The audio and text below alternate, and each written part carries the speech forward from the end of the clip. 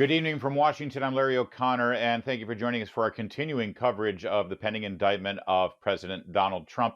Joining us to discuss it, first off, is President of Judicial Watch, Tom Fitton. Tom, thanks for joining us this evening. Good evening.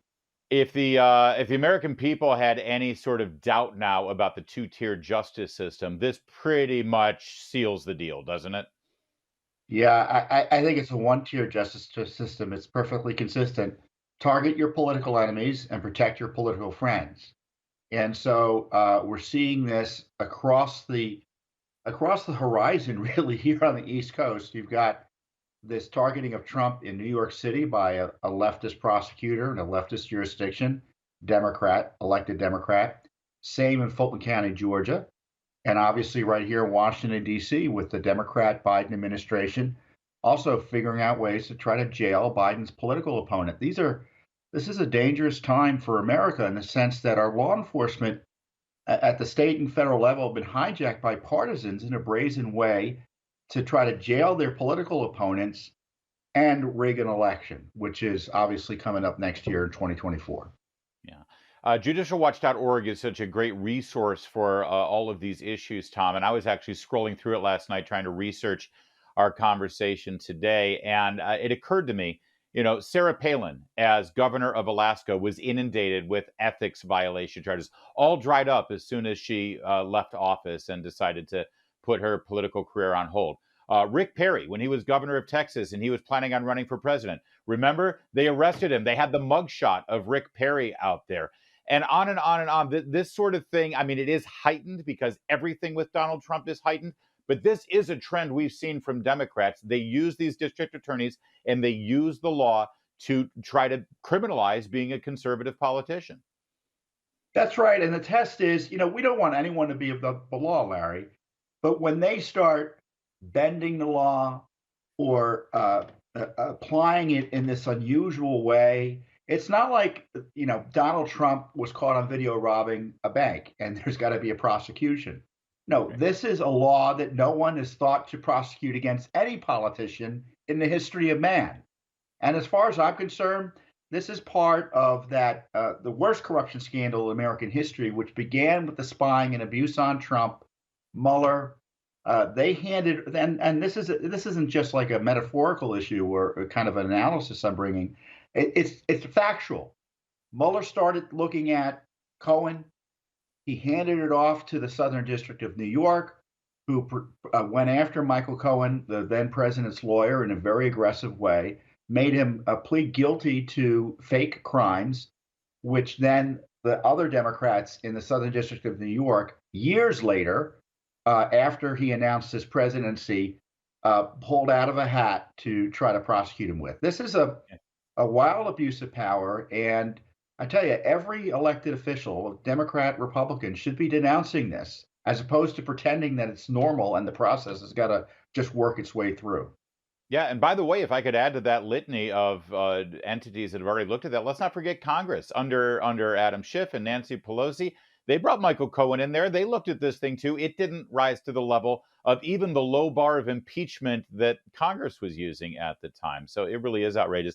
Also, the way this is being framed, listen, the indictment is still under seal, so we just have to rely on leaks. But it seems pretty reliable that this isn't has to do with these payments and out of court settlements with individuals, as Donald Trump was a private citizen before his candidacy.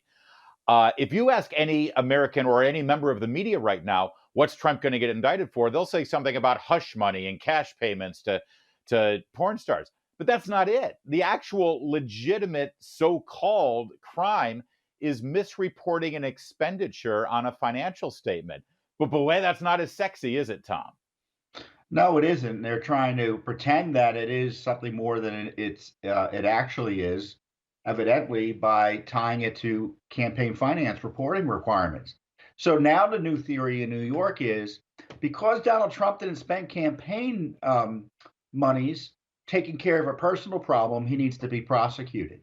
No one's buying it. And this was someone who was a target. Donald Trump was the man, and they found a crime.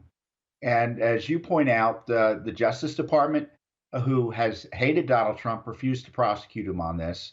And I tell you, This could be the beginning of an awful period of history for the United States, because what it tells Republicans and grand juries in Republican areas is, oh, maybe they should indict Right. Biden. Maybe they should indict Pelosi or Schumer or folks like that. And I tell you, that's how you end a republic, when the tools of law enforcement become a unapologetic tool for politicians to try to jail their political opponents. And that's happened before in the United States. We have to admit that. But here they're proud of it. And Yeah. that's a big change, and it's a dangerous one. Well, and also, Tom, I mean, thanks to the work of Judicial Watch and a lot of media outlets like this one, we've been calling them on it. We've been shining a light on it ever since the ridiculous Russian collusion hoax. You would think that they would be somewhat chagrined, somewhat shy, somewhat bashful, but boy, they're unabashed actually with this outrageous action. It makes you wonder what must be done to bring this kind of outrageous behavior to a halt. Well, there have been few consequences for the abuse of Trump previously. He's a crime victim. I mean, in this case, one could argue he's the victim of an extortion plot. So, what do the Democrats do? They prosecute him. And if I were in Congress, I'd be looking at ways to cut off funding to the New York state justice system or any other funding, because if that state wants to try to turn President Trump into a political prisoner, wants to engage in what I would call a slow motion insurrection against our Republican form of government, then they shouldn't be doing it in the least with federal tax dollars. And unless there's consequences for this misconduct by government officials abusing their authority to target their political enemies, why on earth would they stop? Yeah. Criticism from us isn't going to make a difference to them. A report written by John Durham ain't going to make a difference. Firing them, cutting off access to monies, prosecuting them where appropriate, impeaching, all the tools that you would use to hold a public official accountable for wrongdoing. I tell you what, can't we use just one of them? Tom, and that brings me to the people, because you're right. Attorney General, district attorneys, members of the Judiciary Committee or oversight, they do have a role here in terms of pushing back, but the people want to do something. I got calls this morning on my radio program. I've been seeing it all day on social media.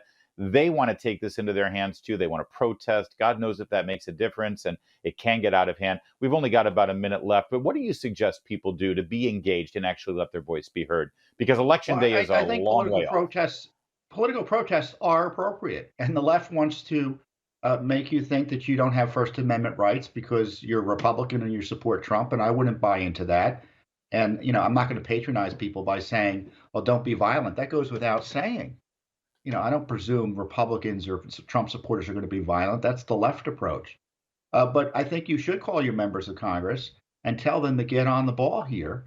And Yeah. you should call the governor of New York. She can shut this down in a heartbeat, Governor Hochul. There are representatives in New York. I mean, if you live in New York, what are you doing to take back your state from these politicians who have hijacked, the rule of law to target innocents? Yeah. And let me be clear here. I don't think Donald Trump committed a crime and, it's a waste of time to go after him on it. I think he's innocent. And I think Bragg knows he's innocent, which makes it all the more grave, the abuse that Bragg is engaged in now. Tom Fitton, we'll leave it there. I'll add one thing, though. You can also go to judicialwatch.org and keep that great organization doing the work that they do. There's more to come on O'Connor Tonight.